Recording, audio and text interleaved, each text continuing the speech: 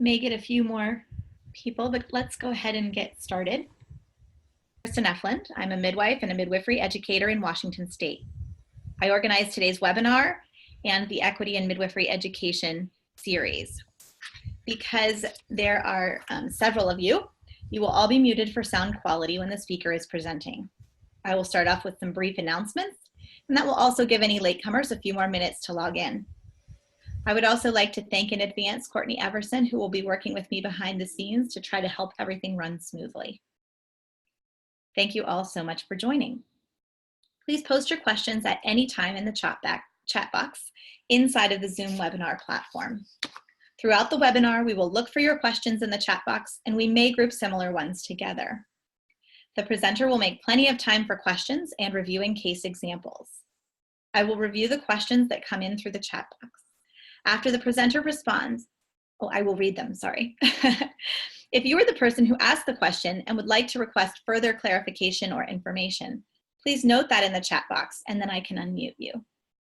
There will also be time where you can unmute yourself, especially if you're calling in from the phone, because you won't be able to use the chat box. CEUs through both ACNM and MEEC are available for watching the recordings of any previous webinar in this series for a processing fee of $20. Also, for those of you who would like to engage on these topics in a different format, please join our next Equity Strategy and Collaboration call, which will be Friday, March 16th at 2 p.m. Eastern Time. The next webinar in this series will be presented by Dr. Keisha Good and is titled Birthing Blackness in the Body, a Follow-Up.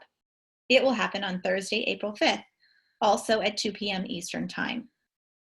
And finally, we would like to request your feedback at the end of the webinar.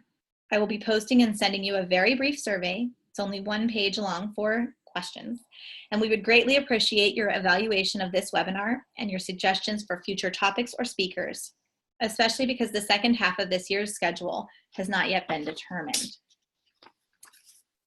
So in just one moment, we will begin recording the webinar. Actually, technically we already are, but this is where we'll start it officially, and we will be sending that out, and you can share it with colleagues. So hello, welcome. The title of today's presentation is Infusing Equity and Diversity into Clinical Teaching, Part 2. CEUs are available for watching the recording of Part 1 of this webinar. Interested persons can email equitymidwifery@gmail.com for more information. I would now like to introduce our presenter, who has also been published in the Journal of Midwifery and Women's Health on this topic. Karline Wilson-Mitchell has been practicing midwifery since 1992 and is currently a faculty member at Ryerson University in Canada. You can read her bio here, and you can see her face in the Zoom section with webcams as well.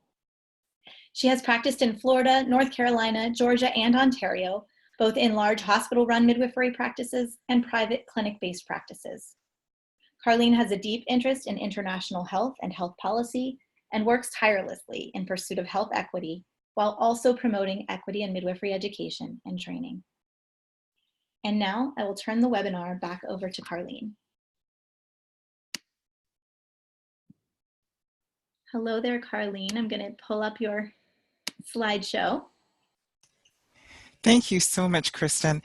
I'm just so pleased to be here with everyone this afternoon. Some of you might have been, it may be morning for some of you as well as evening for some of you, but it's at about 2 p.m. in the afternoon Eastern Standard Time for me in Toronto, where I'm speaking to you from. So some of you might have been here for the previous webinar, and we're just going to continue on today along the same vein. I'm going to do a very quick, brief overview for those who weren't here for part 1. Thank you, Kristen, for advancing the slides for me. So we'll go on to the second slide, and we'll give enough time for discussion at the end. So the next slide. Yes, give me one moment here, Karline. I think I need to mute myself, and so.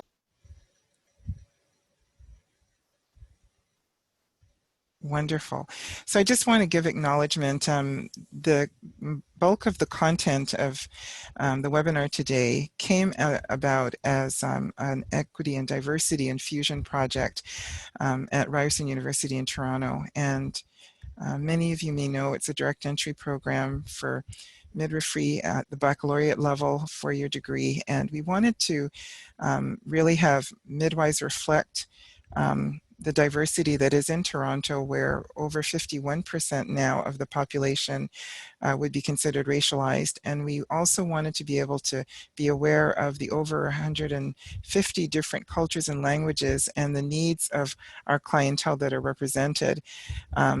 Both within the placements and within the practice communities where our graduates practice. So it's many of my colleagues who are written here who I would like to thank and acknowledge for working on the creative idea for having this workshop. And it's metamorphosized quite a bit since then. We're going to look at some brand new scenarios today. And I hope that today, by our interaction, we'll jointly be able to have a partnership of creativity and look at how to tweak some of these scenarios so they can be used for learning, and that we can even think beyond these scenarios, look at our own practices and experiences as preceptors or teachers or midwives, and how we just try to be careful because we care about the clients that we are providing clinical care to. So let's go on to the next slide, please. So just some principles of our learning objectives that we want to accomplish, to just summarize the literature and provide insights and techniques and strategies for students and midwives so that the student and the or learner and the client, both of their needs are kept at the forefront as we teach in a clinical environment. And we're looking at various kinds of students who have many intersecting identities and clients who have very many intersecting identities. And we want to be aware and mindful and intentional as we approach the clinical placement so that we don't discriminate or cause harm. And the next slide. So in terms of the first steps, and I'm just using some animation here, so you can just keep clicking and it'll just keep reminding us of the definitions of cultural safety, that we're having interactions that don't cause any microaggressions and trauma for our clients or for our students, and that we're providing a safe space, in other words, a culturally safe space for learning to happen, for opportunities, for resources to be acquired. And the next definition, to achieve a partnership in an uneven playing field, we're trying to promote equity. That's social equity, health equity. Many of you already know about the birth outcomes. You know about Serena Williams and the fact that she gave birth last year to a baby, and partly because of her race as an African-American woman, it might be one of the reasons why she wasn't really listened to about her pulmonary embolus symptoms. And she was very knowledgeable about herself as an athlete and her previous medical history, knew that she needed a CAT scan. She very well could have been one of those maternal mortality statistics, and her baby might have been a newborn that suffered in terms of health disparity. So we're trying to avoid health disparities. We want to try to have equal outcomes and provide whatever is needed to even the playing field and provide equitable outcomes for babies and mothers.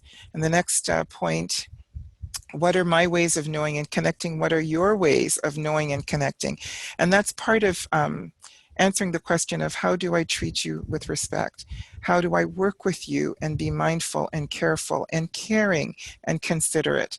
And it's part of the way we answer that question is just asking and understanding other people's ways of being and their identifying. And the next step, I think, finally, is our achievement, or our goal is to achieve that evening the playing field will achieve equal outcomes. Even though we are diverse, that we have diverse needs, that we'll get to the same finish line, we'll both be able to play in this healthcare system and feel that our needs are being met. In the next slide. There are many different ways that people experience discrimination. It may be based on their race, their gender, their sexual orientation, whether they are disabled or able-bodied, their class, their socioeconomic background, their faith, their age, whether they are cis or trans in their gender identity, autism, faith affiliation, country, immigration status. So we realize that there are more than the original social determinants of health. We realize that these other things, if they are not considered, can actually affect our outcomes in terms of health, whether we even want to access the health that has been provided to us. Social, we know now that there are so many epigenic and life course theories to describe how we actually continue to have intergenerational stressors that make our outcomes poor. So we're trying to address all of these kind of isms or discriminations in our scenarios today. We can go on to the next slide. We tried to start this scenario last time, and I had to make some corrections, and maybe there are still other corrections that can be made. But as I go through each of these scenarios, I'd like you to think about how could we present the scenario in a better way that it's more comprehensible, and also that it's really addressing the issues of how do you balance the needs of the client and of the student that is learning, or learners in general, and is there a better way of addressing that issue? So just to let you know, there's no right or wrong answer. There are many ways of approaching this, but looking at it in terms of a learner, looking at it in terms of a client, and then looking at the scenario in terms of the preceptor, the midwife preceptor. So as a preceptor, you've been assigned a student for a placement in your birth center in a small town. And I stress small town, so it may be rural, not really suburban, but rural. She will be meeting her first client for the day. Tristan is a trans male who arrives with partner Terry. They have many questions about recovery from the pregnancy, infant feeding, and the role of the midwives should they require a transfer of care to the hospital for complications in labor. The student has never worked with a trans parent before and eager not to make any mistakes. She asks what Tristan's plans are for breastfeeding the baby. I forgot to change that name, but it's Tristan's facial expression displays discomfort. That's exactly what I mean.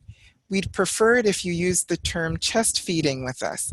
I'm wondering if you can even really help us anyway, to understand how I can keep my chest from swelling, and if all the surgery I've had will affect my appearance if I chest feed.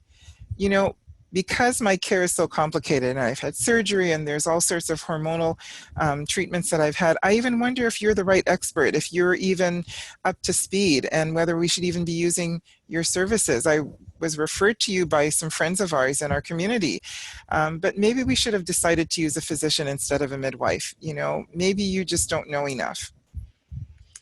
So that's a scenario. I don't know if I did the role playing well enough, but there's Tristan's partner, and there's a midwifery student who may not have had a lot of exposure to clients who've undergone chest surgery, who are trans in identity, and doesn't know the language to be used. So can anyone share with me their impressions? We're going to be having a very interactive workshop today, by the way. And I'm just going to be asking anyone who wants to take the mic is welcome to. You can put chats in the chat bar. I can see them. And just tell me, how should the preceptor, the midwife, address this? What are the next steps? What might be said?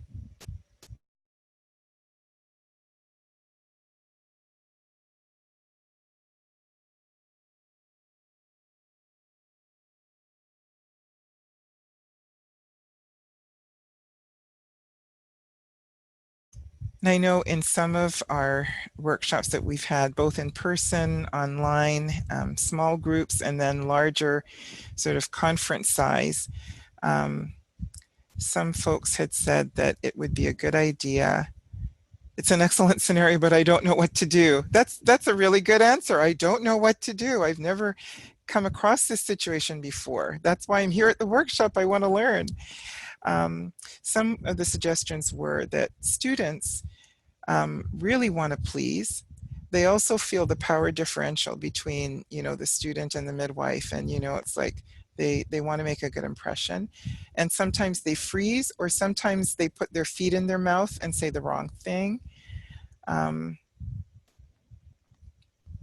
So one of the suggestions would be to start with an apology. The midwife, I imagine you'd consider apologizing on behalf of the student, just apologizing for the whole practice and what happened.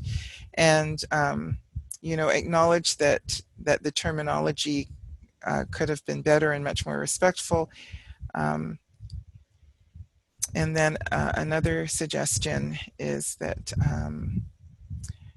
before even addressing this couple during the visit that day, and this is a birth center, so hopefully they have 30 to 45-minute visits.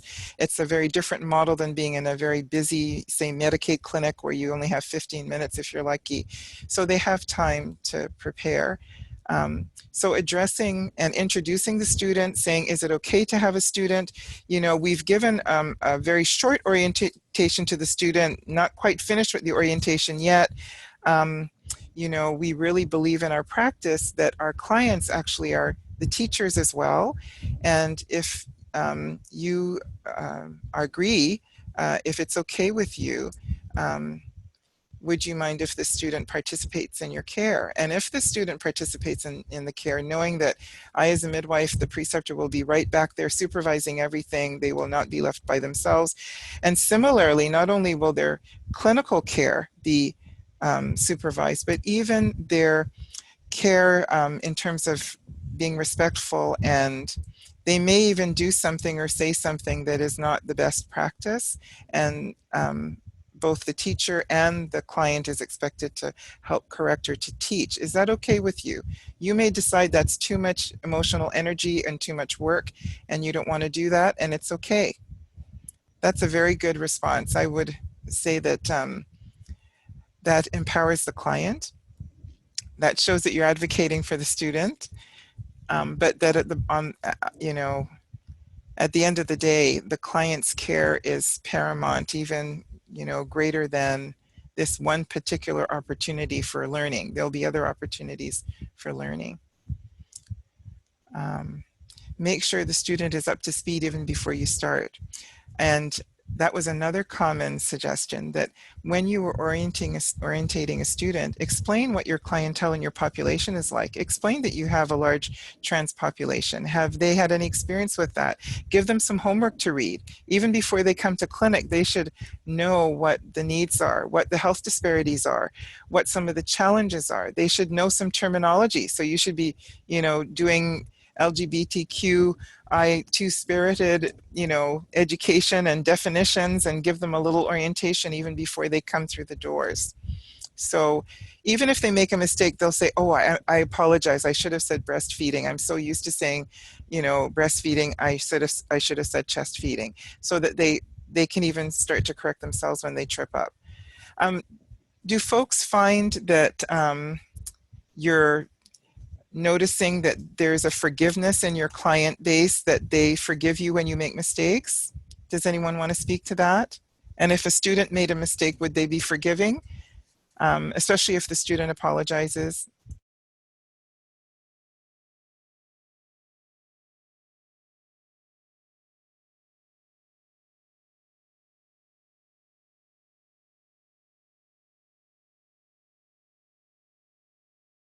And one of the problems I've noticed with our students here is that when they learn something, maybe in a clinical skills course, or we have a lactation specialist do a special presentation, it's almost, when you're becoming a midwife, it's like being on training wheels, right? And you're a student and you sort of go through the toddler stage where you have a rule that you apply the same rule to every situation. Do you know when your 2 to 4-year-olds are like that? And they get on the bus and they have this rule of, I must always say the truth. So they get on the bus and they'll say, Mommy, why is that lady so fat? You know, I mean, they're totally inappropriate.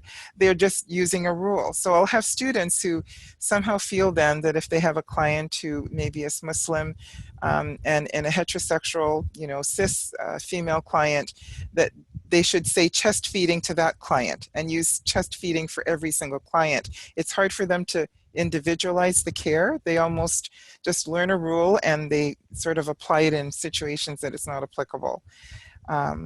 So there's that danger too. I have some of our student body who are vegan, and they may think that, you know, because they are vegan, everybody else who's a meat eater is evil, and they'll actually bully other students because of that. So it's the idea of being able to adjust and be respectful and notice what is respectful to that individual that's important.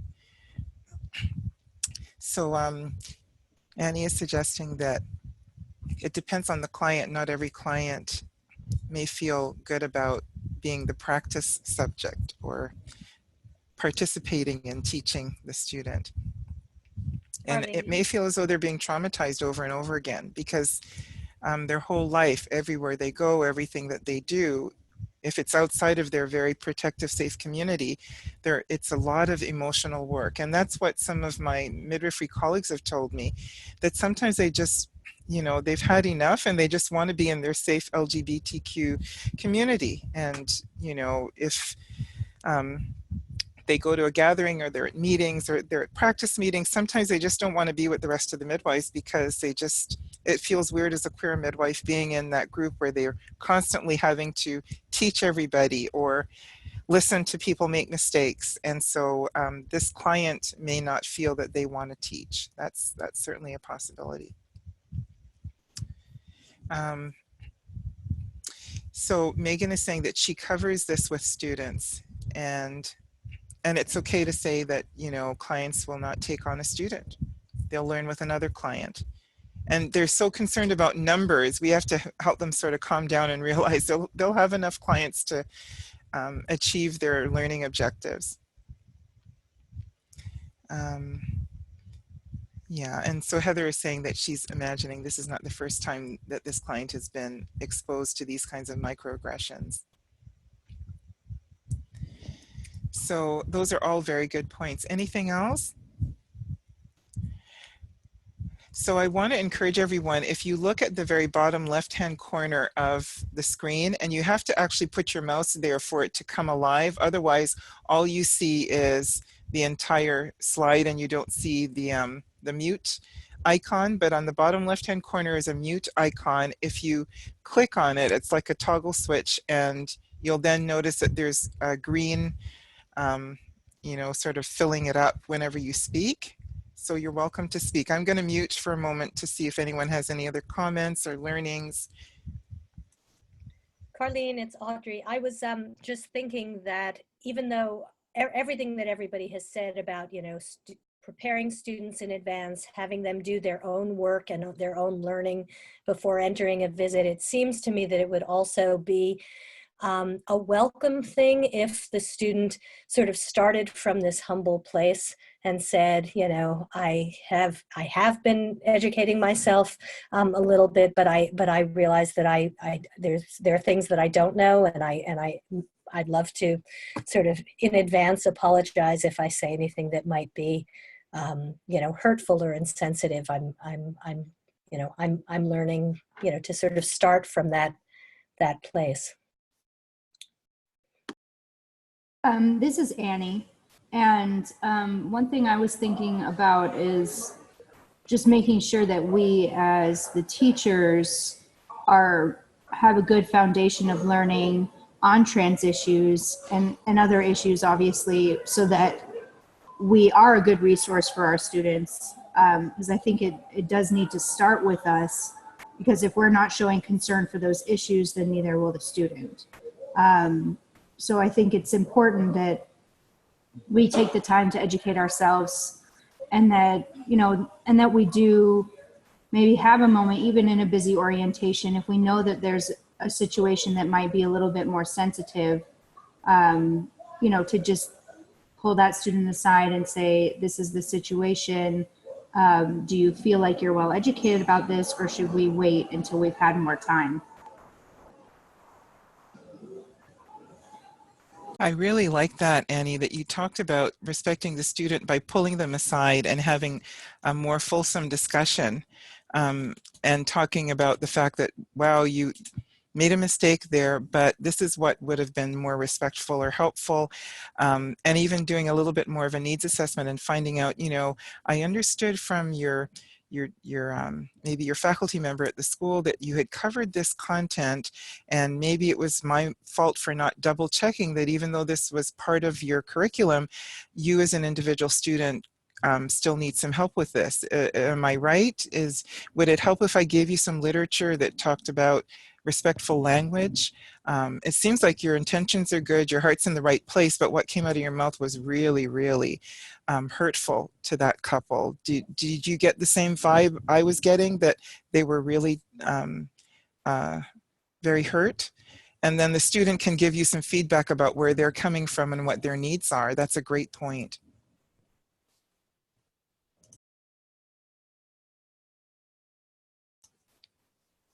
Yeah, and pulling students aside, I guess, should be something that the student expects and isn't traumatized by. So some of the students, maybe because of their past experiences with discipline or relationships or conflict, don't realize that getting feedback is actually a positive thing and that they can take it constructively, and that pulling aside doesn't mean you're not going to be a great midwife or that you failed or blown it. That it actually is being kind to you and being helpful to you. So that's a learning curve as well for students to realize that the feedback is meant to be helpful and that they should expect it, and they should expect it privately, you know, so they're not, you know, embarrassed in front of everybody. I think we can also, maybe you can share your thoughts about this, even during a visit when we have to say, you know, maybe I can help here to role model a little bit and just sort of take over a little bit, and then you could watch me and maybe do the next one. So do a demonstration and a return demonstration kind of a thing. So when a mistake is made, the client gets the feeling that you're still there, you're going to make sure they're well taken care of.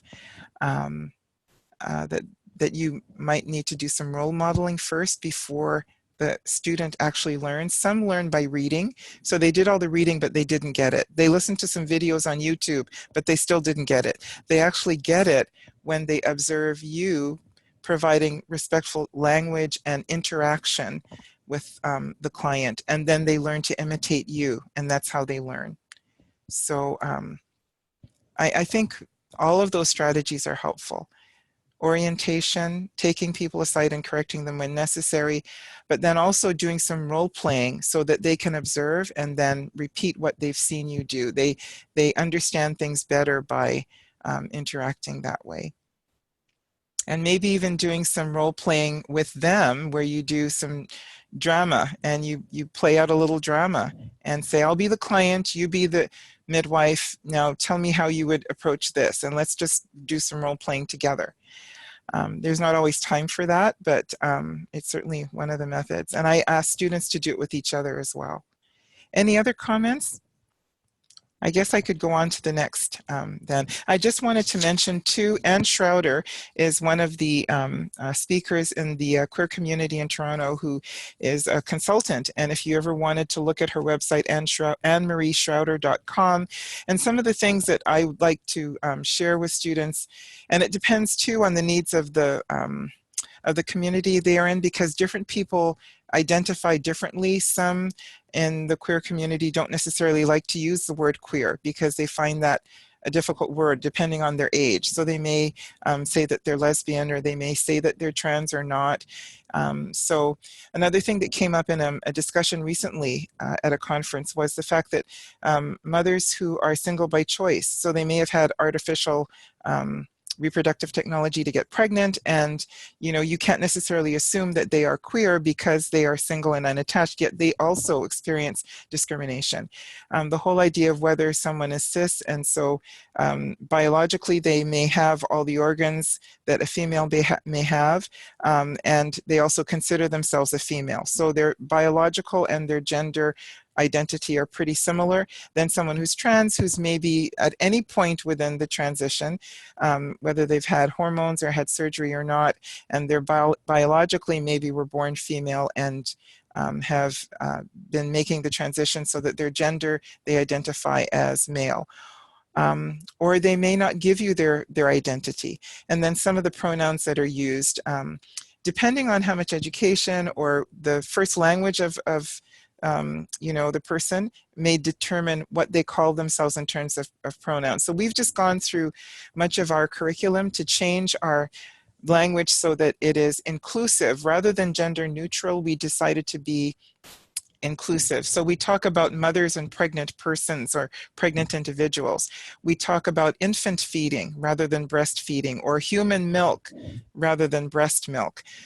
So we're trying to include as many people, mothers and parents, as possible. For many who are feminists and have worked so hard for so many years in the women's rights movement, it's a transition. For many who just like to use the word woman, it's a transition if they have to say woman and other pregnant individuals, but it certainly is more respectful than not. The next slide. Oh, I forgot one of the things that was mentioned to me. We talked about how to make your clinic a little bit more trans-friendly and give off good vibes, and it wasn't enough just to put a rainbow flag. It was suggested that we do our homework first, and you all spoke to that, being oriented, keeping abreast as a midwife, whether you're in an urban or a rural or a suburban practice. And some of the things that could be considered as microaggressions include facial expressions, silence, or saying the wrong thing. So it could either be silence and fear, which is silencing to the other person. And maybe in your web appearance or your brochures or your information that you have available when you advertise, you talk about the kind of clients and the population that you serve, so that it will seem a little bit friendlier and less and more safe for your clients to identify. They may not want to identify if you simply ask, what's your sexual orientation? Because they're afraid of what will come after that if they will be targeted. They may volunteer to mention their gender if they feel it's an inclusive space and they hear about the kinds of clients that you serve. And then it gives them acknowledgement, comfort, safety, and respect. To feel that they can identify and they can stay in your care, or else they just won't show up for their next appointment. They'll be lost to follow up. You won't see them. So example number 2, who merits medical interventions, and I slashed that out, Cadillac care. What makes it client-centered? So Desiree is an African-American of Haitian heritage. She wants an epidural, and you dislike epidurals. It goes against your philosophy of natural birth. Your practice presents prenatal classes where hypnobirthing and the use of non-pharmacological pain relief measures are promoted. The office is replete with posters, CDs, and literature providing balanced pros and cons of epidurals. You have full scope privileges at the hospital, and it's within your scope to order epidurals for your clients. Now, I know that the CPMs may not be able to speak to this, but if there's anything that you can pull out of this in terms of just the whole idea of any kind of medicalization of birth. You're so proud of your 10% epidural rate and feel strongly that medical interventions such as the epidural should be avoided unless there's a strong indication. Desiree is 4 centimeters dilated, 80% effaced, vertex at -1, and she has been having strong regular contractions, but coping well for the last 2 hours. I'm not sure if Desiree is a multip or a primip. I guess it could be either way. We'll say she's a multip. She says she's exhausted and it's her right to have an epidural. How do you support her wholeheartedly without letting your bias affect your care? This example comes out of personal experience, out of experiences I've seen, even as a midwifery student 30 years ago. And some of the ethical and sort of the way it hit me the wrong way. It just hit me the wrong way. You know, I'm not even telling you the socioeconomic level of this client. It doesn't matter. She could either be, you know, blue collar, you know, she could be a migrant farm worker. She could be, you know, first generation African American, her parents of Haitian heritage. She may or not speak English well or with an accent. She may speak English well but have a French accent.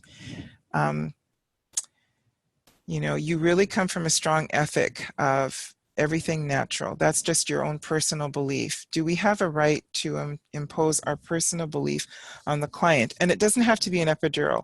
Say she wants an antibiotic for something, or say she wants, you decide that it's really unethical to be doing genetic screening, and you dislike the fact that the NIH and ACOG and everybody says that every single pregnant client in the United States, and also in Canada, by the way, should be offered genetic screening. But you consider that that's almost like, you know, epigenetics, that, you know, eugenics, I should say. It seems to you like eugenics, and that you don't like to offer it. And so a client wants it. They want to have an IPS or they want to have an NIPT, and you're strongly against that. How do you still offer that opportunity, you know, and write the order for them to go and get that test done when you don't believe in it yourself? So I'll let somebody take the floor. How do we address this with the client? Because the student is watching us as we're addressing this.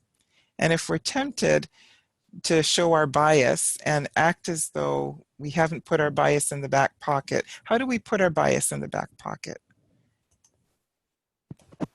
I think one place to start is making sure that your informed consent is true informed consent. So that being that the job of the midwife is to provide information and then allow the client to make her decision, you know, so that she feels empowered in making her decisions. But that starts with information, and, you know, we can try the best that we can to provide the information in a non-biased way, you know, which is hard to do because we certainly as midwives do have strong feelings about certain things. And you may even acknowledge that you do have a strong feeling and you're trying your very best to be balanced here, but that you are going to respect what she asked you to do,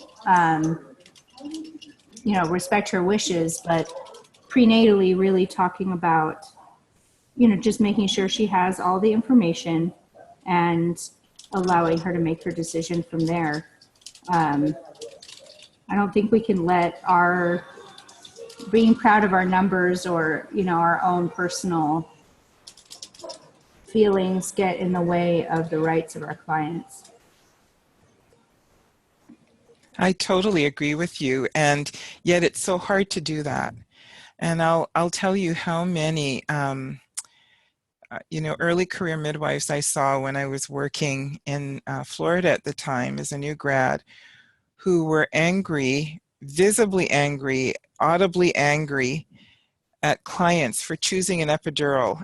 They had been sitting for hours on a hard, very thin mattressed stretcher because we didn't have enough beds. People were on stretchers in the hallways, and you know, maybe they had OP babies, and many of them were Medicaid, and they were being reprimanded for taking an epidural. You know, why didn't they tough it out?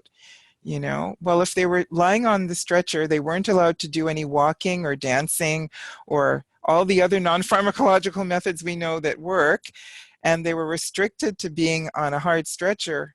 I thought they deserved to have their epidural if they wanted. How else were they going to handle getting PIT, you know, for prolonged labor? And, you know, I'm just wondering what people's tips and pearls are for how do you, when the example came up, I thought that was a great example. Gee, you know, are you really deserving of this epidural if you're a Medicaid client?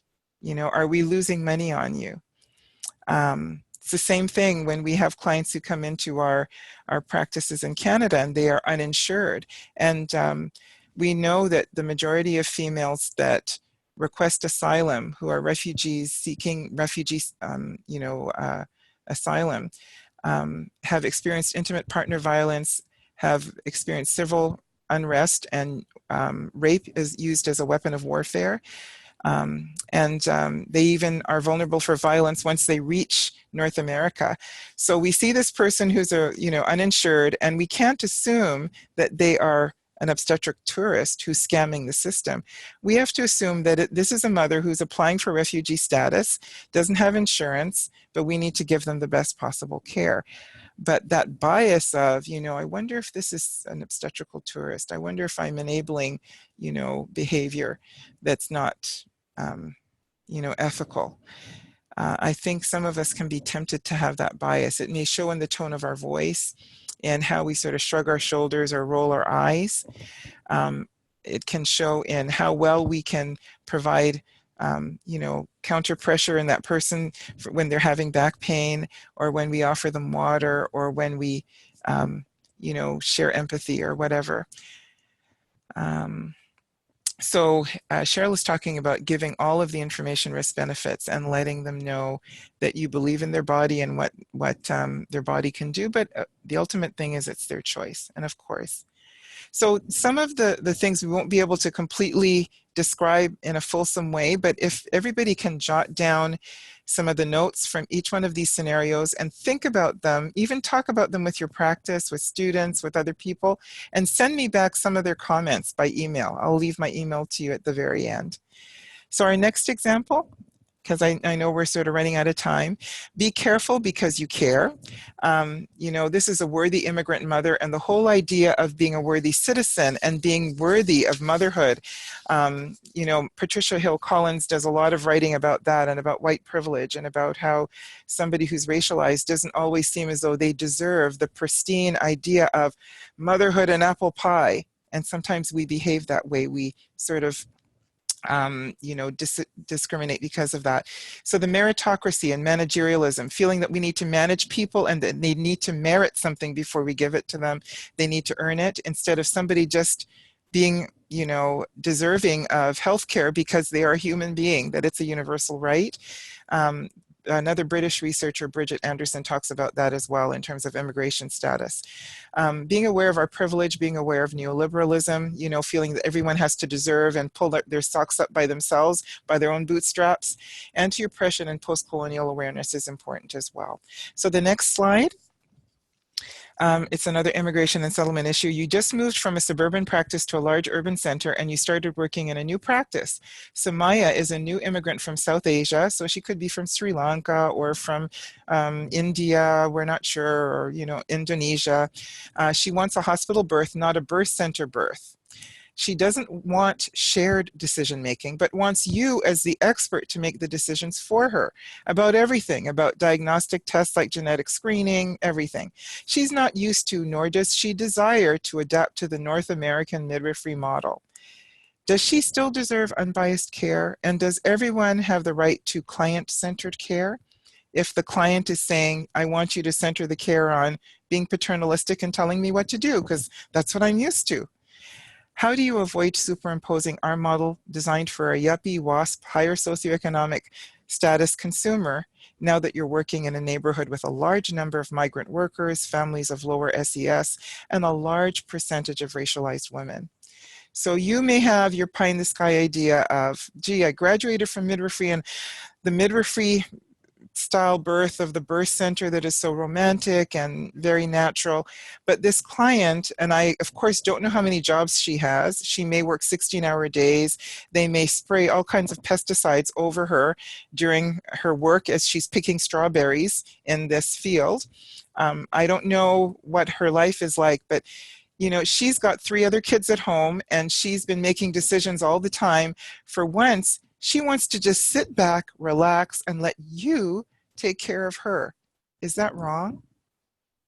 Any comments? When is it that you feel like you shouldn't be offering the care that she wants, but the care that you want her to want? And when is your best not enough? And how do you work with this different way of perceiving the world?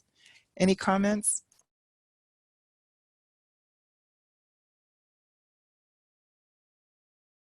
Yeah, Kristen, I had a client who wanted an episiotomy too. She thought it was sort of like a facelift or a tummy tuck, that if you do little plastic surgery, things will go better down there. Um, I had to explain to her that there was more of a relationship with dyspareunia because of an episiotomy than not. So yeah, sometimes they think they know what's best. So it could be, you know, that what they think is best is really harmful. But in one way, in this particular scenario, she may want you to make decisions for her and tell her what's best. And in fact, that's what we found. One of my students found in her master's MRP that the midwives found it really difficult to work with clients who said, I don't want to make like this long 20-minute discussion about all the different reasons why I should not have GBS prophylactic antibiotics, or even if I should do the swab. I just want to tell me what to do and I'll do it. That's what I'm used to. And it was really heart-wrenching for them to look at that different worldview. You know, also even the fact that, you know, a client may be uninsured right now because she's within the 3-month waiting period to get her insurance. Once she gets her insurance, she's gone to an obstetrician. So she's not really here because she loves your beautiful birth center model. You know, it's because you're the only one available to her right now. And if she thinks the doctor is better because that's what they think in her country, she'll go and see the doctor as soon as she has insurance. So, you know, how do you still give care in those situations that is respectful? Do you decide to give care at all? Some of the midwives just decide, you know, I don't want to take care of that kind of client because I'm afraid of doing culturally safe care wrong and I don't want to make a mistake. So I'd rather not take any clients who are going to be challenging or difficult. Karline, this is Courtney. I was just thinking as you were presenting this scenario that one of the pieces that stand out to me is that we assume a lot of times that there's only one approach to go about shared decision making. And we assume that that means we have to have this very robust discussion of all the risks and the benefits, and we don't want to show any direction or recommendation. And another way to go about that cross-culturally would be to start with very open-ended questions that elicit what is important to this client, what are their health beliefs, what are their desires. And in doing so, if we start with that open-ended part, then we're better able to maybe direct our conversations around the specifics of GBS prophylaxis, et cetera, in a way that would allow us to see, okay, where does the client see themselves in this discussion? Because we've already had the elicitation of those health beliefs. So that's just one thought that comes to my mind. Thank you so much, Courtney. That is amazing.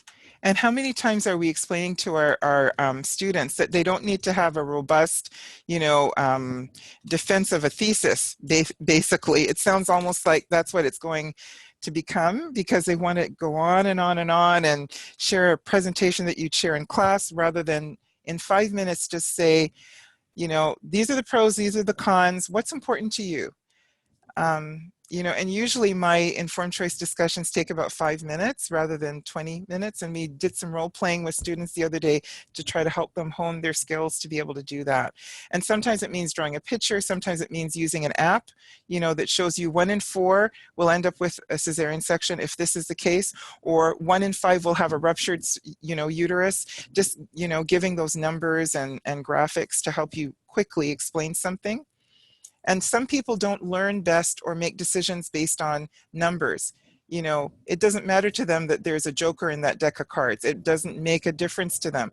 What makes a difference to them is if they can sit around their extended family of 3 generations and sit and make a discussion as a community about what's the best decision, because that's their way of making decisions. It's not one person individually the way we have in our Western culture. And I know certainly for our indigenous cultures, that's the case, that decision-making is never individualized. So the ICD doesn't work for them, you know, an informed choice discussion. And, you know, you're right. One of the aspects of our privileges is to have these long, convoluted, robust discussions. And a lot of times our level of language that we use is not even accessible. So it needs to be plain language kinds of discussions. And that's something that our students need to learn, and we can role model for them. That's one way of learning.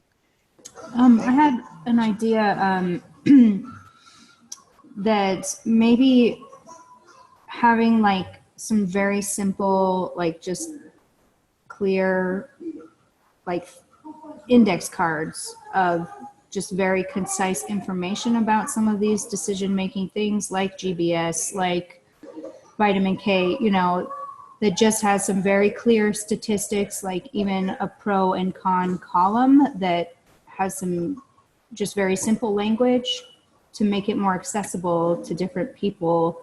I don't know, they might not be familiar even with kind of that pro and con setup, but some way, I'm just thinking if you're in a situation like this, going with as much evidence-based care as possible and providing, making decisions on that basis and providing that information to the client, you know, not so that it's completely overwhelming, but very simplified, so that even if she does want you to make the decisions, you can show to her why those are the decisions that you would want to make. You know, of course, taking into account, I love the suggestion of like having some open-ended questions, figuring out what is important to that client. But then from going off of that, if she wants you to make recommendations, that you have, you know, good evidence for whatever decisions that you then would be recommending.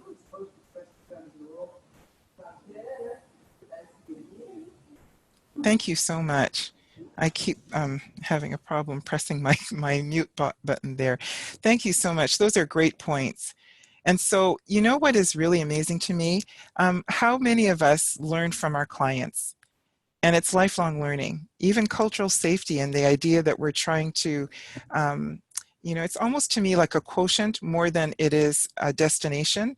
It's more of a process. So to me, cultural quotient or cultural, you know, empathy and cultural safety, it's more of a quotient where, you know, you're over time learning new things with, from, and about your clients, as well as your student. And so always open, always like a sponge, always listening, you know, always sensitive to the nonverbal, to the ways and, you know, the ways of understanding and knowing and relating that your client is knowing and understanding. And certainly it's awesome as midwives because in our model, we have the luxury of learning that over time, and time invested in that kind of learning helps us in the labor and the postpartum follow-up and so on. That continuity of carer within our model is, I think, part of why our outcomes are so good in midwifery. And it's what the obstetricians tell me they envy. They only come in to sweep up the mess when there's a complication and a crash C-section. They actually envy us for having that very rewarding interaction and relationships with our clients. Okay, I think we can go on to the next one, global citizenship. This HIV positive mother, and she might be from Sudan, she might be from Liberia, she might be from anywhere within the world, she might be from Thailand, and has been trafficked, you know, in the past, but she's HIV positive. And she wants to breastfeed her second or her third child as she did her first child, because when she was HIV positive in Africa with that first child, they considered it best practice and it would help her child if she breastfed, which fit in perfectly with her culture and her identity as a mother. So in order to even think about this and get our heads around it, is it happening in our cities? Yes, it is. Are our clients asking to breastfeed and expecting to breastfeed? Yes, they are. And is it true that it is best practice and the World Health Organization recommends breastfeeding in low-resource global south countries? Yes, because it's better than having no water or contaminated water for formula, the baby having malnourishment, getting infection, and dying. So this is a big change, a big transition for this mother in so many dimensions.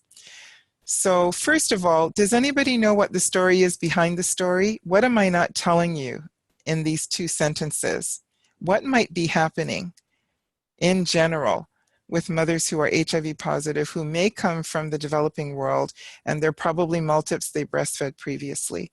Does anyone know what might be happening?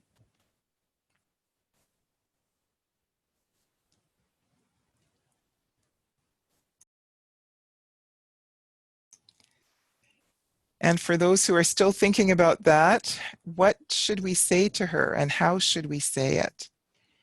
And is there any role for advocacy for this lady?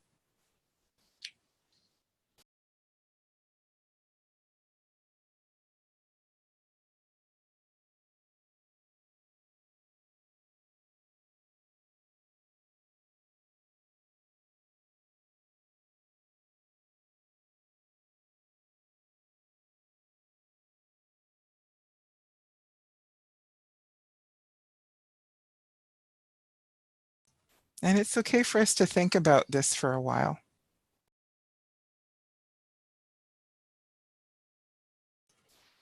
So let's just say she is well-resourced and she is able to complete and continue taking and maintaining her triple antiretrovirals.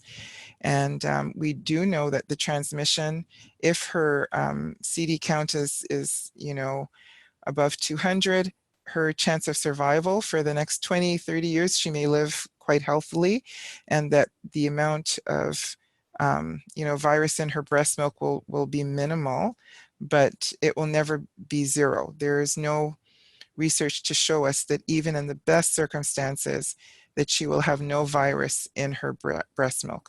It may be a lower quantity. We know that if she was treated with antivirals during the pregnancy, that the chance of transmission to the baby is quite low, less than 30%. It's a big difference from 20 years ago. But if she breastfeeds, we've increased her risk of transmission. So, of course, we're going to give her the recommended best practice party line. What does the CDC and the World Health Organization tell us that we're supposed to recommend to her? We're supposed to recommend in the first world or the global north that she stop breastfeeding. She can use donated human milk, and there are safe pasteurized human milk banks now. There are community banks as well as there are private banks, and there's the sort of off-label way, I guess you could say it, or way that people do it, sort of grassroots, and they have a sister, cousin, friend, somebody in the neighborhood who donates, that it's not pasteurized, and they just have to make sure that person doesn't have hepatitis B or C or HIV, but that's not the recommended way. The recommended way is actually for her not to breastfeed, because the harm that could be done by breastfeeding is greater here in the global north than the possible harm-benefit ratio in the global south, where the baby could die of dysentery or malnutrition, and where her antibodies, if she has any good antibodies left in her breast milk, are not going to be strong enough to overcome all of those other malnutrition issues. So that's why you are recommended to breastfeed in the global south. So, just as we're thinking about this, how can we say it? And what is probably going to happen regardless of what we say to her? Has anyone had any experience with clients who are HIV positive, particularly if it's been for a long time and they had other children? Well, from what I understand, they're going to breastfeed behind your back. They're just not going to tell you. So if they know that you are friendly, that you are going to love them unconditionally, that you're not going to call Child Protective Services on them, they may venture to trust you enough to tell you that, yes, they understand the recommendation, but they don't understand why they should stop breastfeeding their baby. They breastfed their other children, they're going to breastfeed this child. The only thing that's changed is the country that they live in. Everything else remains the same. There has been some research done recently for those who want to look it up at McMaster University in Hamilton, Ontario, looking at the transmission rate of the virus load in mothers who are being treated adequately, but there's still no recommendation, no clinical recommendation coming out of that research. It's really cutting edge and risky research. And probably would have some ethical issues attached to it. But the fact of the matter is we're still dealing with these clients. And I think, my only recommendation is that we make it still safe for them to feel they can confide in us, that we're not going to reprimand them or be shocked by their desire to breastfeed. That's such a strong desire they have. I think we could go to the next slide. Was there anything that anyone else wanted to say? Sometimes cultural drives are even stronger than clinical guidelines and recommendation. And just to be empathetic about that, because there's a lot of stigma, especially in the African communities that I've worked with, for a mother who is not breastfeeding. There is a lot of stigma. And then the questions come from the family members that don't know you're HIV positive, and you're having to find a way of telling them why you're not breastfeeding. There's no way to hide your HIV positive status after that. So there are a lot of reasons why they choose to continue breastfeeding. So number 5, the business of managing a practice. And I'm still learning this. This is my learning curve. A multiparous woman wants to stay in hospital, but you would find it easier to have her discharged home after 3 hours and avoid some of the hospital politics. For example, you plan to do all of your home visits the next day and argue that you'd have more time to spend with her at home. She'd avoid the germs in the hospital. Then the many tests that go on, many of them which are forced on clients. So routine bilirubins on every single newborn, which usually means separating the mother from the baby so the mother cannot breastfeed as a painkiller, as an analgesia while the heel prick is going on. You argue that you'll be able to promote breastfeeding better from home. So basically it's all about you and what it's going to do for you, and the reason you're forcing your clients to go home after 3 hours in the hospital is because it will make your life easier. You're a busy midwife, you've got just 2 of you working, you're tired, you've got to do what's practical, right? Another example of running your practice. A woman wants a home birth, but there aren't enough midwives on call to safely navigate all the seconds. I don't know if in many of your states, but in my jurisdiction, we're required to have 2 midwives attend every birth. If not, then hire somebody who is going to be a second attendant, such as a registered nurse or someone who knows CPR and NRP and would be a designated second, but you have to ask for special permission. Many of the times it's a midwife, and it just means we have to manage our human resources very well. I don't know if anyone else has to do any of that kind of human resource management, but so at the beginning of your practice, in fact, on your website, everywhere, you're promoting home birth, that you will, provide lovely, beautiful, romantic, family-centered home births for clients. But there's a particular, whatever happens, somebody's on sick leave, maternity leave, life happens, right? And now you are short of bodies. And so you just want to herd everybody into the hospital so that you'll be able to manage everybody well. Was it unethical for you to promise this woman a home birth when she entered care? How do you go back on your promise now and have all the laboring mothers come to the hospital for human resource management? And just there are so many other examples. I don't know if you want to share your examples with me in the chat, any examples you've gone through where you had to think, I'm running my practice, I have to be realistic, I have to be practical. This is not my first choice, I don't want to do this, but how will I sustain this practice? And many of us may know stories of birth centers or midwifery practices, solo practices that have gone out of business.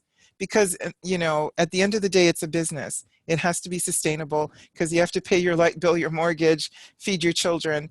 And so there's some hard decisions that are hard for us as clinicians. So what other types of logistic problems cause us to disappoint clients, and how can these issues be avoided or mitigated? Any ideas?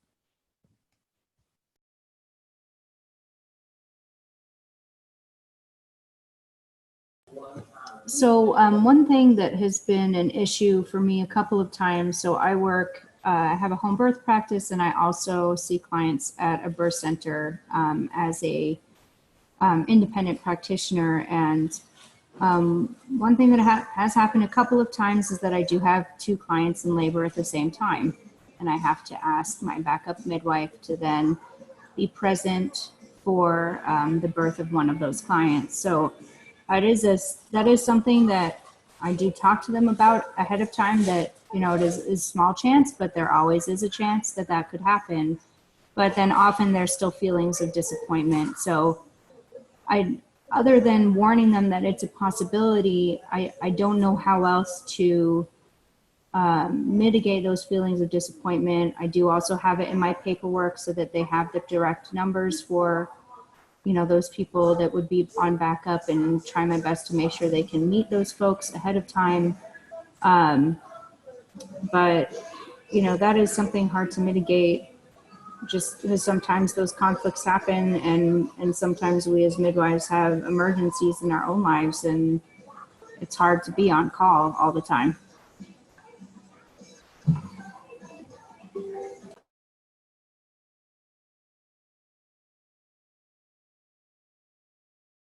Thank you so much, Kristen.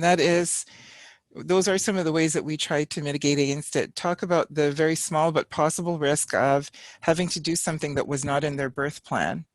One of the things we also try to do in our group, and it's hard when you're in a solo practice, very hard. I think, you know, for those who are still able to do it, when I was younger, I could have done it, but now there's no way I could. I don't have the stamina.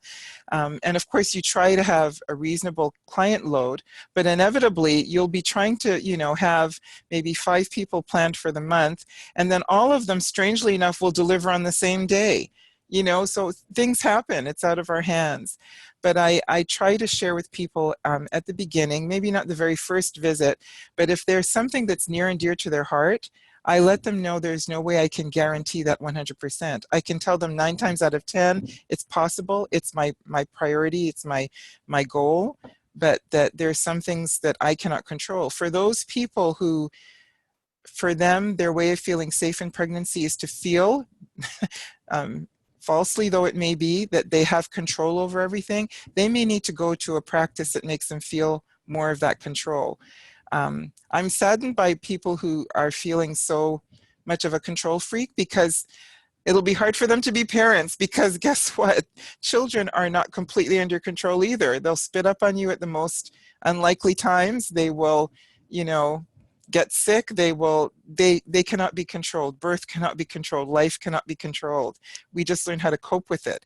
And for those of our clients who don't cope well with change, I tell them from the get-go, maybe this isn't the right practice for you. You know, I'll do my very best. I know you were referred to me by all of your friends, but there are some things that I will have a second backup plan in case, you know, I am unable to meet that first plan of having the home birth or of being there. And, you know, I like to say my backup midwives are like clones of me. We have a different face, but we have the same hands and the same heart. And yes, you do get attached to someone, but I also don't want them to get codependent on me. You know, I am not their mother, their sister. I am their professional midwife. Sometimes the client asks for the student to be at the birth to guarantee that that student will be there, and maybe the student has an exam or the placement is finished, or, you know, yeah, that is a challenge. Like, you want them to bond with each other, but not to the extent where they don't feel they can have a baby without you. Like, really, the mother is delivering this baby. You are just there to catch. You're there to witness a wonderful miracle, but you're not there, you know, other than that, you're there to attend, but they have to be able to deliver this baby on their own in terms of what their body can do and believe in themselves, and that their partners, the other midwife, another student, will be able to help them to do that because we have the same knowledge base, the same philosophy, and in the end, they have to believe in themselves and believe in their body's ability to do this work. This is Courtney. Another thing that comes to mind in these examples and just the entire idea of business of managing a practice, when I think about it from applying an equity lens, one of the things I think through is the ways in which this is commonly where implicit biases creep in. Because in trying to decide quickly a business practice, for instance, something to make our lives easier, something to make the income be steady, we can see the ways in which, well, who ends up getting maybe less care, substandard care in the hurry to create a business practice or a business decision. And oftentimes we know from the research that it's those implicit biases creep in, like in Kristen's earlier example of the implicit biases around a Medicaid client, for instance, here in the US. And so that's another piece that comes to mind when I think about the intersections of equity and business practices. That's an awesome point, Courtney. And you know what is interesting is those same issues are coming up in the Global South. When I was working in Tanzania, some of the examples had to do with withholding water. So for us here, it's not as crucial. People can get their own water and usually they're fairly well hydrated.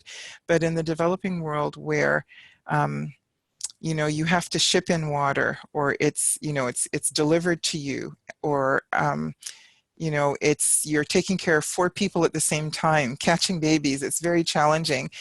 So it's hard work for you to get a client a glass of water, but you have to get that client a glass of water to keep them hydrated. So it is part of quality care.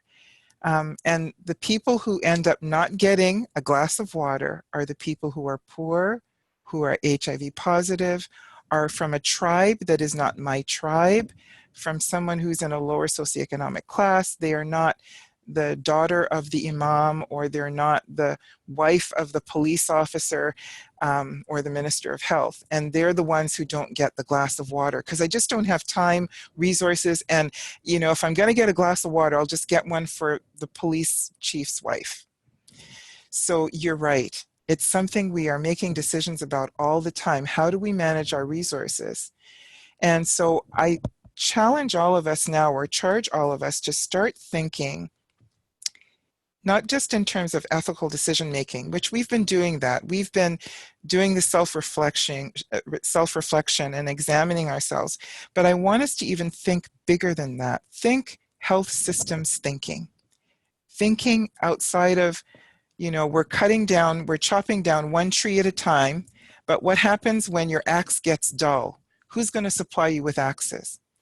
Because you're here in the middle of the forest fighting a fire, chopping down one tree at a time and fighting this fire. You're in the middle of the fire. So some of us are going to have to stand back that are not in the middle of the forest and find out how to make sure there's enough water to put out the fire and there are enough sharp axes to chop down trees. Someone who's going to be able to balance the budget for us so that we can have planning for a rainy day, or for a time when there's a sick leave or maternity leave, or 3 people are delivering at the same time. How are you going to manage that care? And thinking ahead really involves systems thinking. We're not so well trained with that, but there are more and more courses being offered online with even with global health courses. I'm seeing more and more of that kind of entrepreneurship and innovation and systems thinking, health systems thinking. And we have to start becoming the designers, because if we design it, if we build it, they will come. The clients will have something that the clients want, we'll market it, make it available, and they will come. And we have to be able to sustain it as well.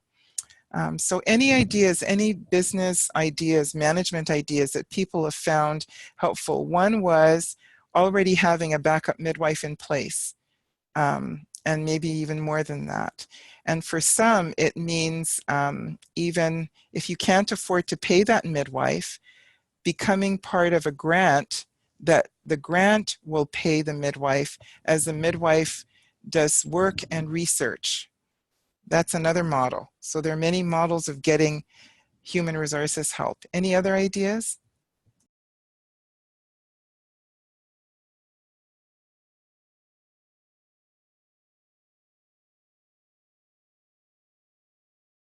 Oh, that's great. Sometimes the client commits microaggressions against a student right in front of a preceptor. How might we deal with that? Yeah.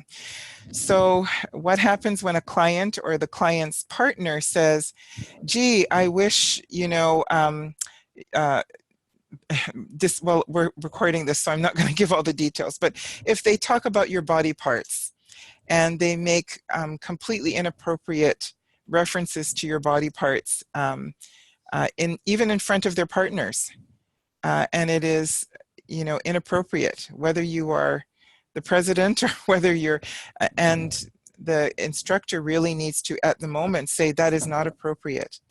In our practice, we've put up signs that say that we will not tolerate any kind of disrespectful behavior, that we have a zero tolerance, and we put up our equity statement in the practice. But of course, you're going to have to give a crash course to an individual who they may or may not have read your equity statement, but they say that to your they say that to your student, or to your administrative staff, your receptionist, or anybody. And so the zero tolerance means that you can fire a client or fire a family member and they have to leave. Anybody else be able to approach that? And that's a management issue as well. That's not always clinical care. That's more of what kind of policies do you have in your office, in your clinic, in your birth center? How much do you tolerate? And those are things that have to be done, and somebody has to be the enforcer. And every midwife in the practice, every preceptor needs to believe that strongly. So strongly that the student, the learner, feels supported, advocated for, and that you're also doing some damage control afterwards, debriefing with that student, making sure that they know that you are supporting them. You had no idea that partner or that client was going to say something, how wrong of them to have done that, and, you know, is there anything that you can do to help them recover from that? And what we understand from our students is that how the midwife responds can either be the main source of how they feel traumatized, or it could be a way that they actually have some healing of wounds that go way back in their past life. So that midwife can either be their hero that helps them in the healing process and helps them to learn better, or can be someone who just like nails another nail in the coffin on their psyche and their mental health.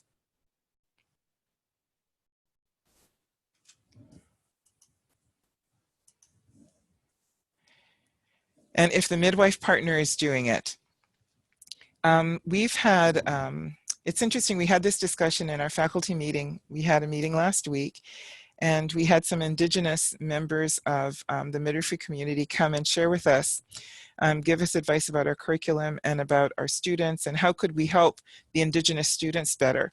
And many stories came up that were very, very sad, of things that have happened over the last 20 years and are still happening today. One of the things that one faculty member said, she said she told this other midwife who came in and was acting and saying very inappropriate things, that she would have to leave the practice, that there was zero tolerance for this kind of behavior that was sarcastic, demeaning, denigrating, completely unprofessional, inappropriate. And it was done in a meeting in front of students and other midwives in a practice meeting. So it was horrifying. It was an eye-opener to that particular midwife, because she thought, we live in a country that is so diverse. We know what's politically correct. We're so forward-thinking, liberal-thinking. This person, to be honest, it was a learning opportunity for them, because they did not know that racism existed in their practice, existed in their city, existed in this country. They really, honestly didn't know.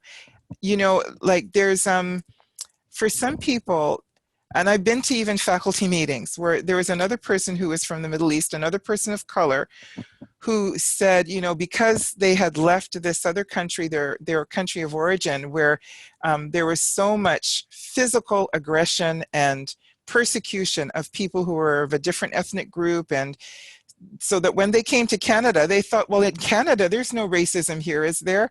And everybody looked at the table, those who were of all different races around the table, and we have all different races around the table, looked at him and said, like, which rock were you living on? Were you living on the moon? This is, you know, we do have racism. It might be polite, it might be hidden in many different ways, subliminally, but it's here. And it was a learning opportunity for him. So likewise for this instructor had to learn the hard way by firing somebody in her practice that racism still exists. So this is going to be here on planet Earth because unfortunately the human nature is like this. We fear anything that's different, and we can help our next generation. You know, my grandchildren don't worry about it as much as I did when I was their age, but you know, we can help and teach our children. We can help to teach our students. We can help to teach our coworkers, our colleagues in the university. But certainly it still exists, and we shouldn't be afraid to call it what it is when we see it. And there are times when I have to do some self-reflection, and people have to correct me because there's terminology I use as a baby boomer that I didn't realize in the 1970s we were using words that were really wrong. You know, and I welcome it when someone corrects me. I'm in a lifelong learning curve myself.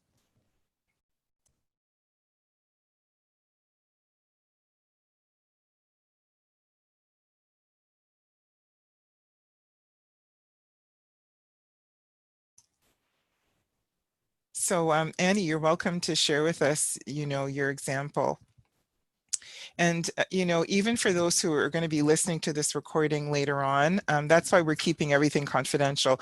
But let's just say that we find racism everywhere, in every institution, in healthcare, in the post office, in the grocery store, you know, even in institutions that otherwise we would think are very positive, forward-thinking institutions because we live on planet Earth. And even midwives who we feel that we're championing social justice and that we should know better. Even we make mistakes. And when we make mistakes, and when I make a mistake, I apologize. I say, I am sorry. Please help me to know what I should have said. I didn't realize that was, you know, a derogatory term. There are a lot of even songs that were sung, nursery rhymes, that were actually, you know, songs about racism and the plantation owner. There are phrases, there are curse phrases that were used during the times of slavery that we have no idea what they mean. And when my students accidentally say them during our classes, I teach them. I'll say, I don't like the MF word. It describes something that slave owners required slaves to do, and it was to completely destroy the family. And so I don't like those words used. It's for me very painful, and it's a wound every time. And it's not just because I don't like curse words, it's that particular curse word has a history, and we should look it up, you know. And the more we learn, the easier it gets. You know, for us to learn things like an Eskimo does not like to be called an Eskimo, they like to be called an Inuit. Or that someone who has been told they were a gypsy all their life, they want to be known as, you know, Romano people. So, you know, different people groups have names that they like to be called by. So it's a learning, definitely a learning curve. And this is a little train that I've made. So as I say each one, I'm just going to ask you to click for me, Kristen, that, you know, we start by being exposed to diverse communities. And these experiences sometimes come in our placements. And then you can keep clicking. We are at global universities. We're trying to train people to be diverse and expose them to difference and show them how to be empathetic. And then they self-reflect when they make mistakes. They keep looking for information and trying to recognize in themselves and others when they're stereotyping or there's prejudice or discrimination. And then they even recognize those changes in themselves, and then they start to look on a systemic level. What can I do about changing the policies in this hospital, in this birth center, in our clinic? What can we do about changing the policies in this in academia, in this faculty, in this university, in our department? What is our, equity statement in our institution? So really, it starts at the personal level, and then it grows. I'm not sure what's on the next slide, if I can try to remember. So we're thinking outside of the box at all times. I think that's about it. We're acknowledging our own behaviors and the behaviors of others, and we're learning how to navigate an increasingly diverse world.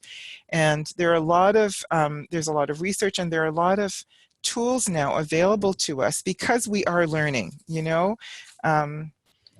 We've decided to get on the train and we want to learn, and there's how to deal with diversity in the workplace, how to infuse these kind of principles into our teaching. For ourselves here, and certainly when I do future work, I'm going to be looking at having slides, having the books and the journal articles that I have use examples that would fit in diverse communities and applications. They're much more difficult to design these kinds of tools. So having a textbook with different races, teaching about disability and infusing disability. When I speak with those who are in the disabled community who experience hearing loss or vision loss or restrictions to movement, I have to think about, am I showing those communities and representing them in my slides? Am I showing those kinds of communities in my stories? Am I infusing those kind of identities in my scenarios? We use problem-based learning. So are the problems being applied to, ethical challenges, like working across those kinds of different, populations? And I can't assume that I know what that population needs. I have to have someone from that group, that community, that identity, come to my class and share with me how to approach something. I can't guess or be telepathic about what's best for that community. I need to listen to them and bring them, and certainly give credit where credit is due. When something comes from that community, I want to give them credit. We've been asked by our students, our Black, Indigenous, and people of color midwifery students, to start infusing more, representing them more in our reference lists. They would like to see more of those diverse authors represented. They don't want to see just one type of reference from one group of people over and over again. So I'm certainly looking at doing that. Any other ideas? And I know many of us are trying to write grants to see if we can get money to do these things, because these things take money. And we welcome any of the ideas that you have. I certainly welcome your ideas. I'm going to put my email address in. How are we doing for time, Kristen? Hi there, Karline. Yes, we're coming right up on it. So I hope it's okay. That's why I kind of moved to the next slide. I think, I'm not sure if there was one more for everyone there. Yeah, let me go ahead and show it. And that way people can, have a minute anyway to see it, and they can refer back to the recording or take a picture. And if you're comfortable, we can send out the resources as well in a different format. So I'll ask you about that later. Sure. And your image credits. Well, thank you so much, Karline. We are so lucky to have you today working with us and helping us think about these scenarios. We're very grateful. As we're wrapping up, I also have just a few announcements for folks. So let me go ahead and try to pull up those. Uh-oh, they're lost on this back. Oh, nope, that's not it. Sorry, everyone. Here they are. We were talking about how things get lost. Here we go. This is just a brief view of the survey that I will be sending out as well. And I think Courtney's going to post in the chat box for you here. So it's very brief. Please provide feedback. It's how we can come up with new topics for future webinars. And I'm happy to pass that feedback on to Karline as well. I also want to tell you about our next upcoming events. If I can get underneath of that, let's see here. We have the next thing that's happening is our equity, oh, excuse me, my goodness. All the things. There we go. The next equity strategy and collaboration call on March 16th, same time. So the 2 p.m. Eastern time frame. And that's like this actually, that's sort of a more informal setting where we can really engage with one another. And the topic for our next call will be applying a social justice framework to curricula. So there'll be a short presentation at the beginning, and then we will engage with one another. And then the next webinar, which will be a little bit more kind of formal webinar with you know, a longer session of slides, and that will be on Thursday, April 5th, same time. And that's with Dr. Keisha Good, who you may be familiar with her dissertation, Birthing Blackness in the Body. She's going to provide a follow-up to that and give us a chance to ask her questions, let us know about what new research she's doing, and also talking about what has happened since she published that dissertation. And all of this information is available at the website, equitymidwifery.org. And you can also find there, as I mentioned, the previous webinars, which you can watch the recordings and get CEUs for. I believe that is all of my announcements. I will be sending out an email after the webinar as well, so that you can provide feedback. You can find the survey link there as well. And please do share the recording with your colleagues. And that should be it. We're getting lots of thank yous in the chat box there for you, Karline, and I'll echo that again. Thank you so much for your time and your insights. Thanks, it's a pleasure. I'll invite all of my students to come to your next offering on the 16th of March. Sounds exciting.